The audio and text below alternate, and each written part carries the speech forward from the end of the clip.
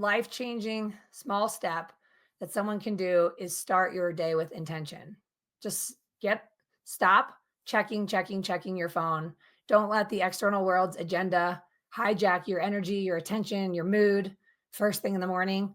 And it doesn't have to be some lengthy thing, but creating some kind of morning routine that involves you and silence and allowing your brain to awaken. Welcome to the Small Steps, Big Wins podcast. I'm dedicated to helping you take control of your life. Together, we'll explore practical tips, expert advice, and inspiring stories to help you overcome obstacles and achieve your goals. Making small changes is possible and can lead to big results. Are you ready? Let's go do this. Well, Small Steps, Big Wins family, we are in for a treat today. I have Erin Bradley in the house with me. She's a speaker and a trainer, a best-selling author, and host of a real estate podcast called Pursuing Freedom. She also has a book of the same name and a coaching company of the same name. So we're going to dive into all of that. She has a great story from flat broke to six figures and did it through redesigning her business to support her dream life, not get in the way of it. So we're going to dive into that as well. So Erin, welcome to the podcast. Thank you, Sue. I'm excited to finally be here with you. We've been talking about doing this for a long time, so this is exciting. Yeah, I'm so excited too. So I like to let my guests introduce themselves. And since you're a podcaster as well, I'm going to let you have the mic, take over, and share what you'd like. Sure. I guess I'll start with where the concept of pursuing freedom was born. And the backstory is kind of funny. I always joke I was like the opposite of the rookie of the year. I was the opposite of instant success. So I had graduated college in 2001. And before I wanted to go into the real world, as they call it, I decided to travel for a couple years. I ended up kayaking the coast of Mexico for a month. And then I moved to Barcelona for a year. And that turned, or not for a year, I went there for a month to get a certification to teach English as a second language. And I ended up staying there for 2 school years. And I got back to the States and I had really caught the travel bug. So I just felt like footloose and fancy free. And I'm from Philadelphia area like you are, Sue.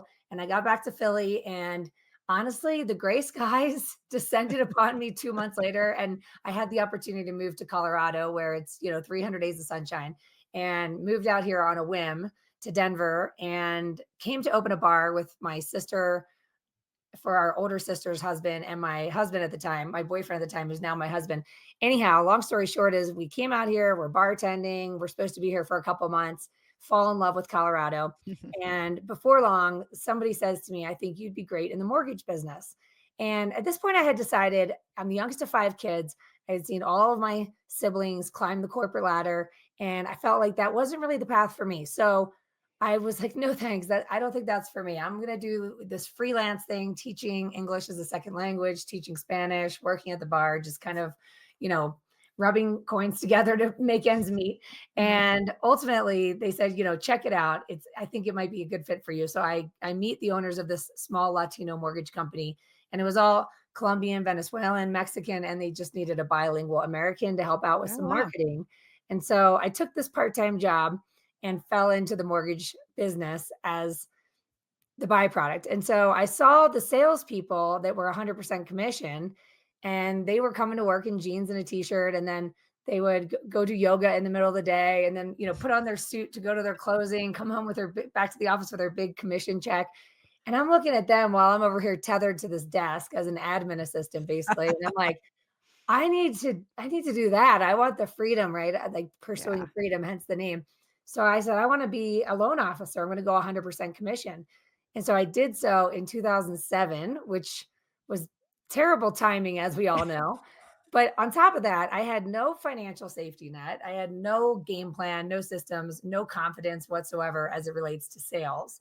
And I promptly fell flat on my face. So by the summer of 2008, I was maxed out on tens of thousands of dollars of credit card debt. Wow. And I got a referral for a new client, and I didn't have enough money for gas. So I had to ride my bike across town 5 miles in the heat in July to meet this client. And so I get there early thinking to myself, number one, what am I going to wear to ride a bike and look professional? And number two, I need to get there early and have the sweat dry off before he gets there. And unfortunately, the client got there early as well. And he introduced himself to me as my credit card was being declined for a $2 cup of coffee. And Wow. the worst part is that's the card I thought would work. So I didn't know what to do because if I try another card and it's declined, he's going to know. So I just awkwardly lied and was like, that's so weird. That's my debit card. I'm going to have to call the bank. And he bought my coffee. And I just remember this absolute mortifying feeling of failure and rock bottom. And I called my dad for advice at the time. And I was like, how did you do this? This is so much harder than I thought. I'm a year into being 100% commission. I'm falling flat on my face. And he's like, if you think you're going to be good at this someday, Erin, then you just do whatever it takes. And I opened another credit card. I actually hired my first business coach, which a lot of people don't do, right? We don't want to invest in ourselves until we've earned the money to do it. But in Sometimes it hindsight, works the other way around. You have yeah, to invest in exactly. somebody to help yourself. Yeah, yeah. Yeah. And that's the thing is that in hindsight, I had a lot of shame and regret around how I got myself into this credit card debt. But I had also considered going to grad school and getting a master's degree. So if I had done so, I would have had a bunch of student loan debt. And so I decided to look at this as that's the debt for learning, right? Like I invest in myself and it was the best decision ever. And so for the next couple years, I had the coaching and I did the things out of desperation, tell me what to do and I'll do it. Put me in coach. I want to get a good Yeah. grade. And I started doing all the things and it was fine. I was getting results. I mean, the systems worked, but there was still this feeling of massive imposter syndrome and trying to fit into this persona, this role of successful mortgage person that something was just missing. I couldn't put my finger on it. And it wasn't until the summer of 2011. So now I've been at this for 4 years. And someone gave me the book, The Go Giver. Have you read that? I have not. I have Okay, not. well, it changed my life and many others, but it was my life-changing pivotal moment because the philosophy of the go-giver versus a go-getter is that the goal is to give more in value than you hope to receive in payment Mm, or give above and beyond what you get paid to do. And I realized that up until that point, all of my sales training and marketing was about doing this activity following a plan so that I could solve my problem. So I could get mhm. leads, get deals, get Right. money, pay my Right. bills. Right. And that's a Wha legitimate need, right? But the go giver woke me up to this idea of how to be unapologetically authentic in the pursuit of being a resource to others, even when they don't need your services. Mm. And Mhm. that ended up developing into the strategy that later became something I started teaching to real estate agents and then in workshops. And then eventually it became the content of the book, Pursuing Freedom, in 2016. And I started the podcast in 2018 with the intention of exploring conversations with others who have found ways to grow their business by being a resource and let the success of the business, the dollars and the deals be the byproduct of your impact, your contribution. Mhm. And the last piece of it is just that along the way, when I first applied this strategy that I sort of developed on the heels of reading The Go Giver, the business more than doubled. Mm. And I went from averaging maybe 30 some closings a year to doing nearly 80 by Mhm. myself with no assistant, no systems in place, pregnant with my second child. Wow. And it was just extreme burnout. And so I just remember this moment of thinking I either need to shrink my vision because I can barely survive my own success, or I might just quit because I don't think I'm cut out for this if this is what success Mm. looks like and feels like. And all I knew was that I didn't feel like I had freedom when I was burning out any more than I had freedom when I was broke. So, Mm. when I was broke, I didn't have any business. So I had time freedom, but no money. And when I was burning out, I had money, but no time freedom. And so luckily I got some advice on learning how to scale my business. And so I started going down that journey. And then I started teaching that also to real estate professionals, like how, when, and why to hire, how to scale, how to create Mhm. systems so that the business could eventually start to really grow beyond my personal capacity and reach limits that I had never really dreamed possible, nor would I have desired by myself. And so that's kind of the idea of pursuing freedom is what does it really mean Well, the goal is to build a life you don't need a vacation from. That's my motto. So, how do we design a business that we love, that fuels the life vision we had when we started, and do so without guilt and excuse and apologies and all the things? And Yeah. honestly, just like living your most full life that you could imagine, financed and fueled by a business that you've designed that you love because it's authentically you, right? Hmm. And then enlist the help of others to get out of your own way so that you can really grow and expand your impact without trading yourself and your sanity in the process. Wow. Wow, there's a lot in there. So you talked about burnout. In that time where you were burning out, can you recall one pivotal moment or example where you realized, you know what, I've got to change something? And then what was that thing that changed? Well, it was interesting because I was at a company and my second child, my daughter, was born in November of 2012. And like I said, I had gone from averaging, 30 some transactions to doing nearly 80. So it was more than double. I was absolutely drowning and I was exhausted anyway because Yeah. I was about to have my second baby. I had a toddler at home. And I went to this company dinner and there were women there at the table that were ahead of me in the business and in volume and in life. So their kids were a little bit older than mine, but still young. And they were doing more volume than me in the business. And I remember just sitting there asking them, how are you doing this? Because I am drowning over here. Much like I called Yeah. my dad in 2008 and said, "How did you Yeah. do this?" Like, and they all admitted at the time that once their kids went to bed, they were back at their home office doing Mm. files until 10, 11, 12 o'clock at night. And that was the moment that I came home and said to my husband, I don't think I'm cut out for this because I don't have anything to aspire to. That's Mhm. not what I signed up for when I went 100% commission. I really thought I was going to have flexibility and financial success. And neither one of those things came Mhm. naturally or easily to Yeah. me. So ultimately, I remember going into 2013 and holding my daughter just with tears streaming down my face because I wasn't sure what to do. Like, do I suck it up and survive because I'm making more money than I ever dreamed of, and I'm grateful for that? Or do I shrink my vision, which is what I tried to do? I tried to just take my foot off the gas and do less business, and the business dried up completely. And I find Mm. myself using credit cards again. And I just remember like enough is enough. And finally, I had asked someone for advice. They said, don't quit. You didn't build this thing to walk away from it. You just need help. So I switched companies. I started to make a plan to get help and I set some goals for myself. This was all happening in 2013, but I went into 2014 and I remember just again with that sort of unapologetic conviction, I am Mhm. going to clean up this business. I'm going to clarify who I want to do business with, who I like, who's energizing, and I'm going to find a way to be of value to those people so that Mm. my business is energizing. And then I'm going to bring my volume up to a certain level by June. And I'm going to create that financial runway to buy myself a life by hiring somebody. So it was kind of a series of events that transpired. But I did hire my first team member who was one of my best friends in the summer of 2014. And by that December, we had more closings than I had ever had in 1 month. And we rolled right into 2015 and we more than doubled the business again. And so it was very apparent that I was the bottleneck, right? Because our moods and our emotions and our energy as human beings fluctuate.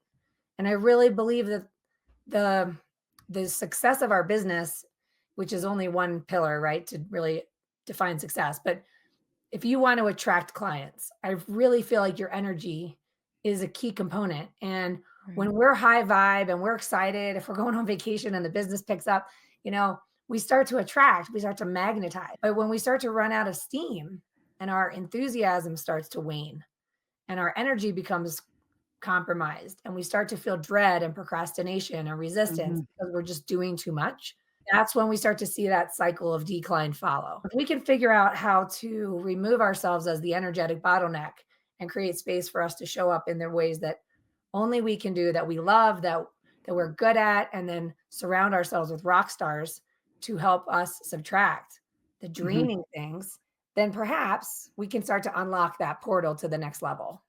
How did you undo the bottleneck? I mean, how did you get out of your own way? In other words, because when you realized you were the bottleneck and you're starting to wane and go downhill, like what did you do for yourself in order to maintain that energy? Because as you're growing a business, it can be overwhelming. So, what are some things you put in place for you that helped you? Well, the first thing I did when I hired my best friend is I was planning to pay her just a commission, a portion of the commission. So I didn't get married to an overhead right out of the gates, but we spent about 3 months getting her trained up on the things that she could do. And my number one fear came true. The business slowed down.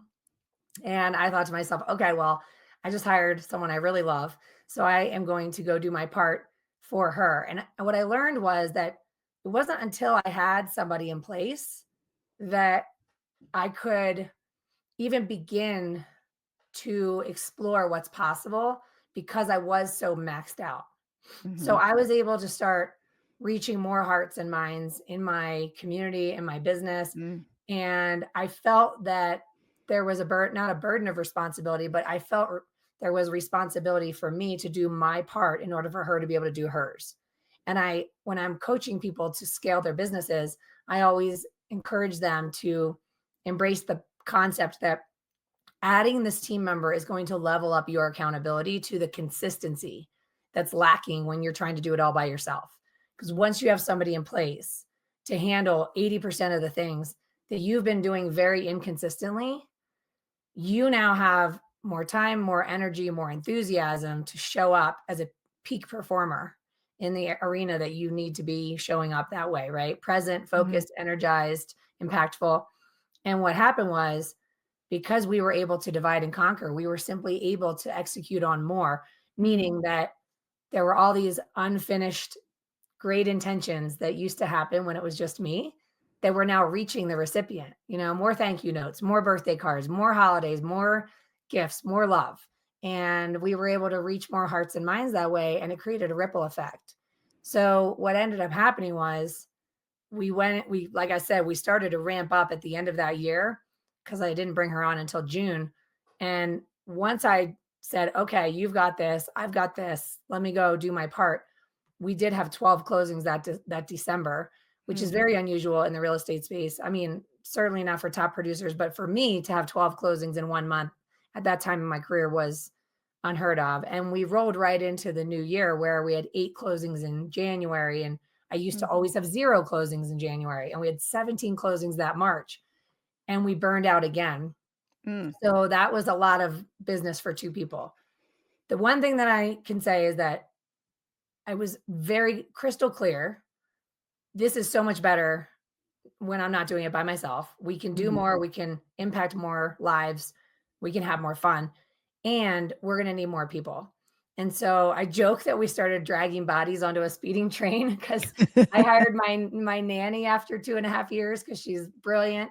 And then I hired my neighbor. I was like, you can do this and you can do that. Everybody get on the everybody That's get on the great. crazy train. And it was fun and crazy and wild. And the other thing that I did in 2015 while I was at my peak overwhelm was actually I read The Miracle Morning Mhm. by Hal Elrod, and I started my morning routine at a time where my kids were toddlers. I was running on fumes all over again, and I thought, "There's no way I can do this." But I thought, maybe there's no way I can't do this. Like I need to do something because I Yeah. am like a hot mess express. So I started the morning routine and it was the life changer. I mean, I've been addicted to it ever since. And it's something that I'm really passionate about is putting the oxygen mask on first. We live this illusion that if we could just do more, do more, do more, and try to be for everyone, multitasking, scattered, distracted, preoccupied, overwhelmed, exhausted, frankly, resentful at times of my own, opportunities that were coming my way. I was like, I look back now and realize it's an illusion to think that you're doing your very best when you're operating like Mm. that. Yeah. So Yeah. it's been a journey of what I call unbecoming stressed and rushed and overwhelmed and overconnected and overcommitted because I Yeah. think we show up better when we're at ease, when we're rested. And I feel like when you take time in the morning to set yourself up for success or turn that light on from within, Mhm. I personally feel more energized, more present, more productive, more focused, more enthusiastic, and more effective in everything. And that was a key pivotal moment for sure. Yeah, listening to you outline like your experiences in your life, being overwhelmed and working, and thinking that this is being productive. What did you tell yourself, or how did you help yourself to overcome that feeling of, I now need to slow down in order to become better? You're still scaling up and you're still growing. How'd you help yourself overcome that feeling like you're not doing enough when you start doing less?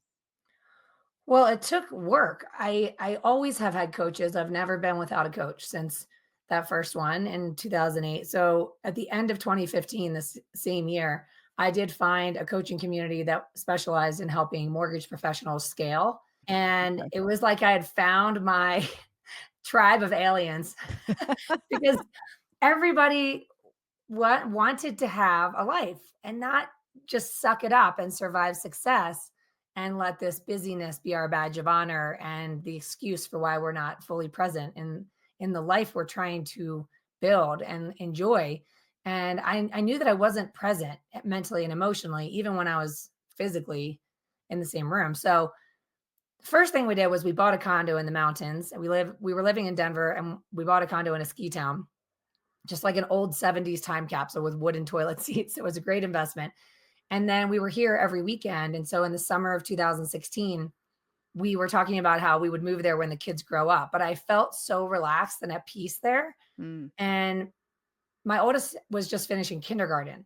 So when we were saying, maybe we'll move there someday when the kids grow up, it's like, number one, that's really far away from now. And number two, we don't even know if we'll be here. Nobody knows, no crystal ball or what kind of health we'll be right. in or whether we're still going to have this desire at that time in our lives. So we kind of just said, if not now, when? And I had every reason in the book not to, with my business being in Denver.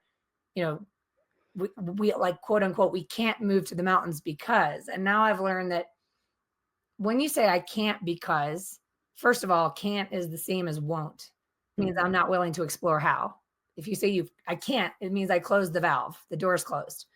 And if I say I can't because, then all I'm doing is defending the limitation of my mind, which is fear. Like, truth is, if I say I can't, it's because I'm afraid that something might go wrong. So we started going one by one through all the fake reasons why we can't. And we figured out the worst case scenario is we come back to where we are right now.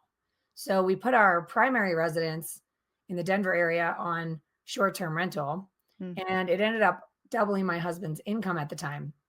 So we were like, well, I said, this is stupid. Just quit your job. Who cares? We had some more rental properties at this point. We had been yeah. buying and holding properties for since 2008. And so it was this opportunity to retire him from the W-2, which Mm, was a game changer in our relationship for us to have more balance of yeah. responsibilities.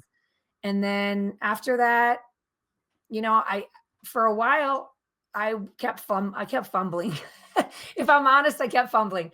I remember there being a point where I was surrounded by rock stars, but I was Mm, still doing too much, because I was afraid. It's always fear.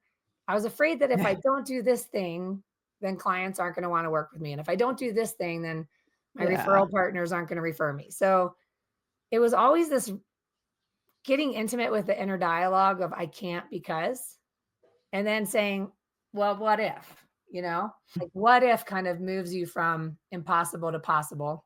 And then Yep. what's the worst case scenario? Well, I can always go back to doing those things that I'm about to subtract off my plate. Right. Right. And so I Right. would start to subtract the things that didn't energize me. And in doing so, I found that number one, my team members are way better at certain things than I ever was. And they made everything better. Number two, I wasn't as good as I thought I had been when I was doing all that. I was Mhm. better I was a better mentor, a better manager, a better customer service person, a better teacher, marketer, whatever I needed to Mhm. do to grow the business. I Yeah. had more energy and I had more clarity and more focus. So everything just started getting easier. And then it just kind of became a game. So what else That's can I do that great. seems ridiculous and maybe irresponsible? And yeah, I mean, we did a 6-month RV road trip during COVID and homeschooled the Wow. kids. And I thought that was going to put us out of business. And we ended up having a 50% increase in volume that year. I mean, there's just a lot of things that Wow. I've done since then. We keep just, I don't know, failing forward, falling forward, leaping. Yeah. And I keep on finding that in most cases, and we talk about this in one of my workshops that I teach every year, that if you answer the question, what was the biggest risk you took in the last 12 months? And then answer the question, what was your smartest decision? When I'm doing this in a workshop format, I would say easily 85 to 90% of the time, or 85 to 90% of the people in the room raise their hand to say, that was the same thing. I have the same answer. My biggest risk was also my smartest decision. It's there to empower us that and remind us that we've done this before and we turned out okay. Like we're going to be okay. What's not okay is playing small and settling for mediocrity Yeah. or How did you keep yourself from playing small then? It's it because it you can seem like, you get that fear that gets in the way and wants to keep you small. So what did you tell yourself to continue to play big even through burnout? I think I'm probably still playing small. I think okay. It doesn't feel small to me. No, really. I'm Here's listening to okay. what you so, well, you know what? Let's back up a minute. What's your definition of playing small versus playing big? Like, maybe I'm gonna turn around and make it small again. Does that make sense? Like, what Yeah, does well, yeah. what I mean by that is that I feel like if we're honest, we can use evidence from our past to prove to us that we've probably only scratched the surface of our full potential Okay. because of fear. And if you go back to your 20-year-old self, she didn't have any idea what you would go on to create in your life. And that could look like a myriad of things. It could be health goals, like you run a marathon or climbed a mountain or did a bike race, or you had a family, you have kids, maybe you have grandkids, maybe you've earned more than your 20-year-old self could have believed possible. Maybe you've taken some risks and they turned out to be your smartest decision and you're living a fulfilled life and you're proud of how far you've come. Your 20-year-old self did not know. There's no way he or she would know what you would go on to be capable of doing, which means in some area of your life, each and every one of us has exceeded the expectations of younger us, right? So I like to look back and even just go back over the last 10 years. Chances are you'd be blown away by some things. You'd be like, wow, yeah, we did this, we did that, we did it, Yeah. And so then I try to go ahead to myself 10 years from now and have a conversation with her. What would she say? And what would I say to younger me? I would say probably words of encouragement, even in the darkest times, in the moments of, failure or fear or self-doubt, I would probably say, "You've got this. Keep going. You're gonna be Mm. fine. It's really not that big of a deal." And so I think that's what I mean by I'm so curious about what it means, full potential. And I heard somebody, oh, I think it was somebody on my podcast talking about this elevator of your potential. So if you're on your life's journey and you're riding your elevator and each new level is kind of like a s- a new learning, a new awareness, a new breakthrough, a new idea, a new experiment, a leap, whatever, a risk you've taken. And the elevator never has to end. There is no arriving at the finish line of now I've got it all figured out. And Mm. I always say to people, there's no one that we admire.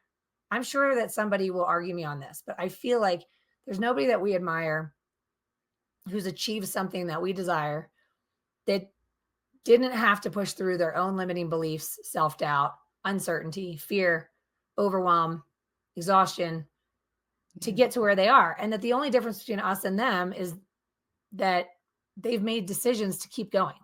So when we see somebody experiencing something that looks like an outcome we desire for ourselves, sometimes we might be on chapter 1 and they're on chapter 10, Mm. right? S Or they're just on a Good different reminder. floor of the elevator.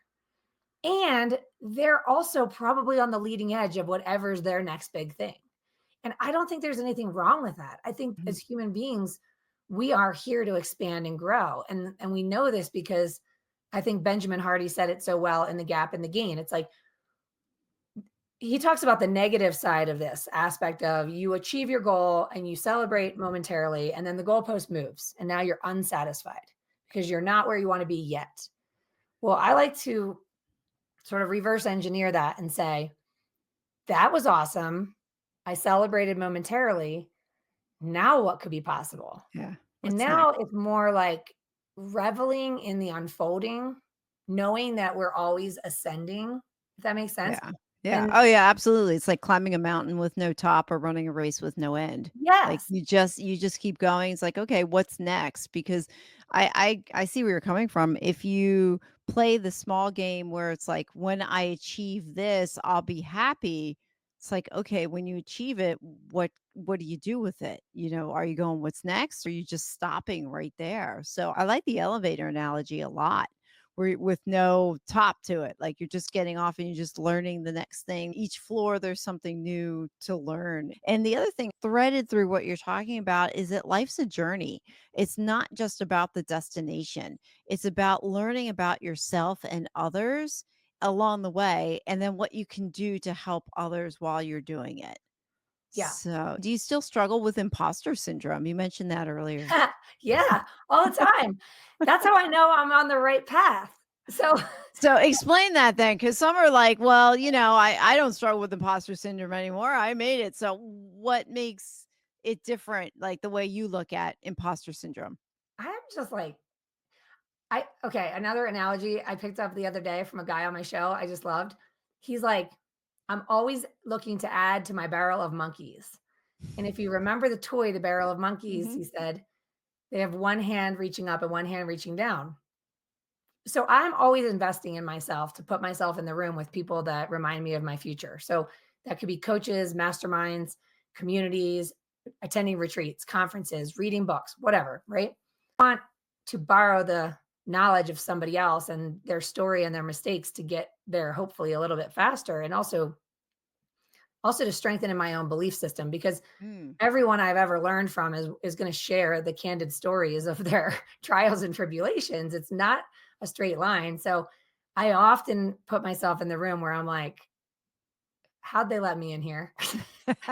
So yeah, I like if find I that have that silly. imposter syndrome, it's a good sign. It's like it's a good place to be. Yeah. And I also want to be that monkey that's reaching my arm down, because there's always somebody who's trying to get to that level. And it's just like it's like now we're talking about these levels as if we're in a game, Hmm. right? It's like it is a Yeah. game. It's Well, like it is how a much game. Yeah, fun it's can we fun. have? How much Yeah. fun can we have? And Uh, also I don't know what failure means, but I've had so many other stories I could tell you of just feeling like a failure than turning out okay, or being, I just think we're always on the leading edge of this foreign territory, a place we've never been before. A what if, and a lot of people just shut it down because their analytical brain hasn't figured out how to connect all the dots and see the entire pathway to the finish line. So they don't even want to start the race. And what I'm saying is like, if you look back, you can see how much of your life is actually relatively unscripted. I don't even mm. know how Sue and I met. Like, but we met over a year ago. We connected, and here we are together, connected again. I didn't conjure you up in my fear based analytical brain that had a destination and an agenda, and then go hunt down Sue so we could have this conversation. But somehow the stars aligned, right? It Our paths did, yeah, crossed. it did, yeah, through mutual friend. Well, Yeah. And so from, recently, yeah, but last year it was through a mastermind group that we're part of, and yes, I had to go back and think about that too. I thought that was really it's like, I know Erin, how do I know Erin? And it's just that our paths crossed again, so yeah. it's And neat so how that from here to wherever we're works. going, we Yeah, haven't even met half the people yeah, that are gonna be on that pathway, that are gonna be like in that unscripted conversation that awakens you to a new idea. And that to me sounds more interesting than scary. And I mhm. think that's just a mindset thing. Most people are so afraid of the unknown because they want, what if it doesn't work? And I'm like, Mm, but what if it does? Like, how yeah. cool would that be? And if we Well, live, you know what? If it doesn't work, let's pause there for a minute. If someone takes a perspective that something doesn't work and they're going to view it as failure, then they might not take that risk at all. But when I listen to you, you're like, well, why don't you try it and see if it does or doesn't work? You mentioned before that you really don't have a definition of failure. So if somebody asks you, Aaron, like, how do you view failure? What do you tell them? And I would imagine it's rooted in your mindset of why you're going to take that risk. Yeah, I just don't know. I mean, there's enough famous quotes about failure being learning and all that stuff that I don't think about it too much because the game's not over yet. So, Oh, wow. Yeah. How can you fail if you think you're still playing the game? I mean, I'm just There going you to keep learning and I'm going to Yeah. keep on hanging around people that have are doing interesting things that I think could be kind of cool. And that's what I mean by remind me of my future. I'm going to keep Mhm. putting myself in the room where I'm stretching the boundaries of my own personal beliefs and maybe feel that imposter syndrome. And I'm going to keep taking everything I learn and pour it into my community, my coaching clients, my friends, my kids, whoever, I can Mhm. help. And I want to be one of those monkeys in the barrel. So, you know, I don't know. Well, you have a book called Pursuing Freedom and you have the podcast. So let's talk about pursuing freedom. What does pursuing freedom mean for you? Well, it's funny because I thought recently that I should rebrand it Claiming Freedom because it's not really a destination, right? I mean, we're Mhm. all already free in our own way to choose. And one of the things, an affirmation I had for a long time was I have complete freedom over my time. I have all the time I need to accomplish what matters most. That is something that I would read as an affirmation in those times of overwhelm when I feel like there's not enough hours in the day because it reminds me to be more discerning about what matters most. I have all the time I need to accomplish what matters most. So what matters most, And lighten up a little bit. That's how I tell myself too, like lighten up. It's just, nothing's that really that serious. I don't know. That's a little bit about me. But and then pursuing freedom, the coaching just kind of evolved because between the podcast and the trainings that I was doing in real estate offices over those years, many years, I started to do coaching of loan officers and real estate agents. And then it led to speaking at conferences. And Mm, along the way, I started to find myself again in overwhelm because I felt like I was straddling two lanes. I had pursuing freedom, which was its own business. And then I had my mortgage business. And I kept firing myself from things in my mortgage business to have more time for pursuing freedom. And the mortgage business kept growing. So then I kept hiring more people. And it was almost like I thought they were two separate entities, but perhaps what I was doing with Pursuing Freedom, the podcast, the coaching, the speaking was creating a brand that was funneling business to sort of, you know what I mean? Like the umbrella mhm, brand. So just another huge fear I had was leaving the mortgage business, which I did in 2022, because I did work with loved ones and I felt a lot of guilt mhm, and fear of what they're going to think of me and fear of abandoning them, letting them down, all these things. And so I took the leap anyway, and none of my fears came true. So again, and so now pursuing freedom is my full-time focus where I have a national community of real estate agents and mortgage lenders that wow, meet twice a week and there's coursework and guest speakers and master classes and national referral network, accountability groups, all kinds of stuff so that we can create a community where other like-minded, adventurous unapologetic freedom seekers can redesign their business to fuel their life rather than letting their life be the whale in the bathtub and or their work is the whale in the bathtub and life is squished in around the edges. And so I'm just really passionate about helping people design what I call the business of you. Who you are today is not the same person you were when you started. So you have unique life experiences, interests, skills, personalities, relationships, and I'm passionate about helping you design a business that you're energized by, mm, which is not a one size fits all plan. mhm. And again, just having really great discipline with your schedule and your systems and getting people to help you so that you can graduate to higher levels on the elevator as you go. Cool. Do you help people who are starting like at ground zero with a business, or is it somebody who's already established within the business? So I like to say I help action takers. So there are a few newbies in our community that are taking action and getting results very quickly. And I have people that find me after 20 or 30 years of selling homes or doing loans, and they've just lost their spark. They've lost their mojo, and they don't need to be told what to do. We kind of need to take the house down to the studs, evaluate the foundation, and then build a brand new structure that is Mhm. more aligned with where they're going instead of where they Mhm. were. And I think that's a really important thing is that we want to create goals that represent yes energy. Like that is something I want to run towards. I want to wake up and do that. That sounds Yeah. fun. And not this is what I have to do and why haven't I done it yet? And I suck and all that kind of stuff, which is like Yeah. kind of going backwards energy. It's about creating forward momentum. So Yeah, yeah. So you did mention you had a book, and I have a lot of authors on the podcast too, so I like to talk about their books too. Who's your book written for? Pursuing Freedom. well, Like it's really just the story of the strategy that ultimately helped me double my business many times because my business dried up at different times when babies were mhm, born, when you experience tragic loss of a loved one, when a market shifts, lots of things can external factors can rock your world and knock you on the ground. And then you get up, and then I would always apply the exact same strategy I teach in the book. And it also leads into the importance of scale. So, the importance of enlisting the help of others so that you can get out of your own way. mhm, And I just taught it so frequently in workshop formats, and it seemed to impact people and help others like me grow and create predictable growth without feeling salesy. And then have great systems and team in place so that you don't have to burn out as the mhm. trade-off for your growth in your business. So it's called Pursuing Freedom, Be Yourself, Increase Your Referrals, and Have More Fun Growing Your Business.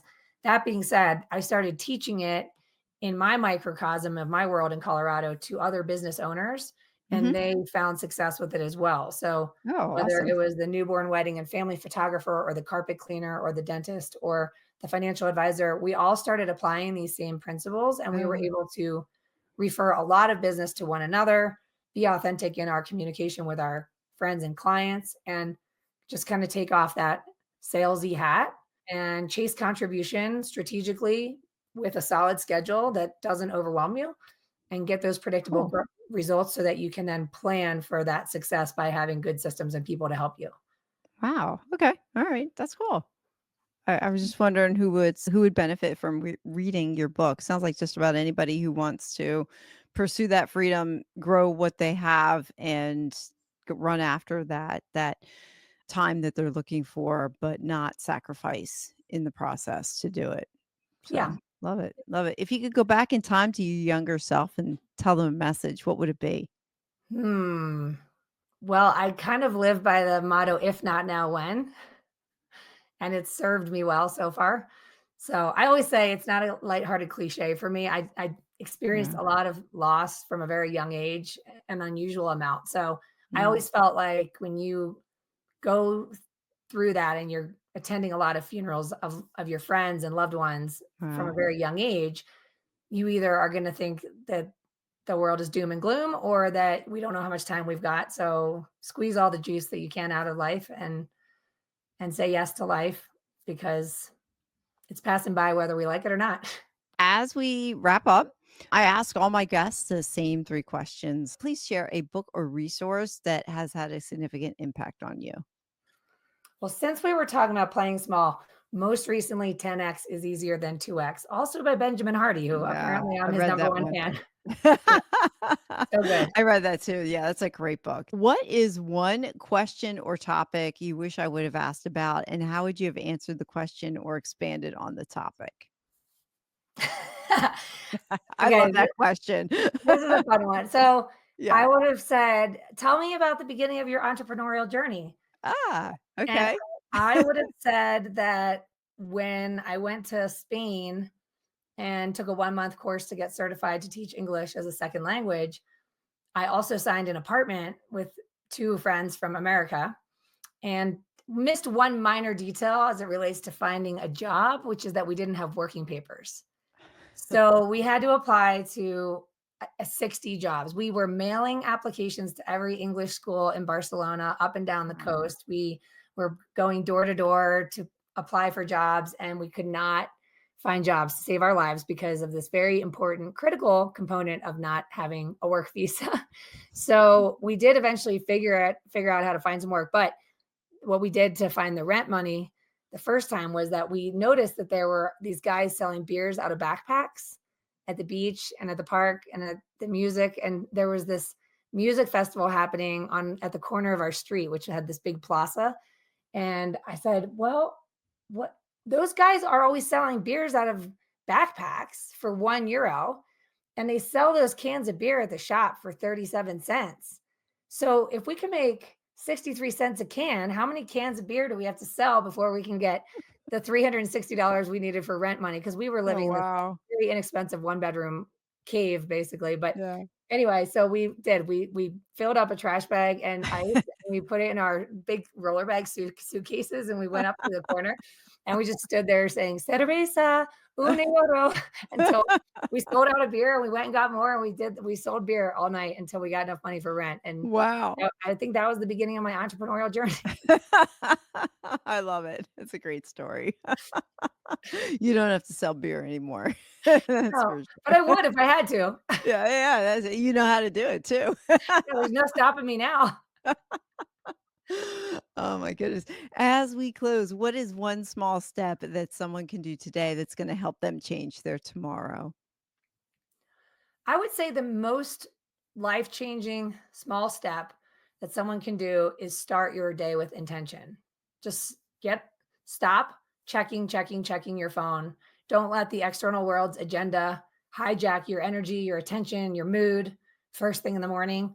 And it doesn't have to be some lengthy thing, but creating some kind of morning routine that involves you and silence and allowing your brain to awaken naturally, because I feel like there is magic in that in between state of sleep to a fully awake where Mhm. you're slightly uninhibited and you start to access ideas, impulses.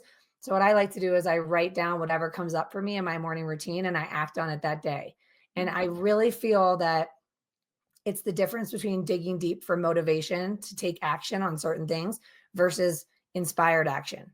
And if it's inspired action and you execute on it without second guessing it, it's crazy what sort of unscripted synchronicities might Wow. evolve. And it really creates a sense of ease in my day and in my results. So how we start our day is really important, and then the execution of the ideas is key. So if someone feels frustrated by their outcome is already the remnants of their former execution. So it's just the execution that we need to address, and we need to make sure that the execution feels inspired and energized and authentic and enjoyable for you. Otherwise, you're not going to love the work, and if you don't love the work, you're not going to do it. You won't get the results, and then you're not going to be fueling the life you've always imagined. That's a great first step. Just grabbing the first part of your day, the first couple moments of your day. It is powerful when I've done that as well. Mhm. So I can attest to what you're saying is a great thing. Erin, how can people find you, reach out to you? Well, I do have a gift for your listeners. That's a free 5-step guide to more referrals. It's like the cliff notes of the book. That's at pursuingfreedom.com/5 step guide. I also just really appreciate when people who've listened to the episode reach out and send a DM and say, "Hey, I heard you on Sue's show and I really like this, or I like that, or I'm going to take action on this." Because sometimes I feel like as podcasters, we're having these conversations and I always wonder, is anybody listening? Yeah, I do too. So if you're out there listening, reach out to me on Instagram at Pursuing Freedom Official and send me a DM. It's me on Instagram, and I just love hearing from people and being in touch with, taking this from People. some virtual conversation to Yeah. real life meeting. Perfect. So, well, Erin, thank you so much for the gift of your time. I enjoyed our conversation. So did I. Thank you so much, Sue. Thank you for listening to another episode of the Small Steps, Big Wins podcast. I value your time with me and I seek to make every moment count. In order to make lasting change in your life, listening is usually not enough. So I want to ask you, what practical steps are you going to put into action today as a result of listening to this podcast? Remember, any step, any action, no matter how small, starts your journey to a big win. And if you're not sure where to get started, reach out to me and let's have a conversation. Until next time, love yourself, then love others. Peace.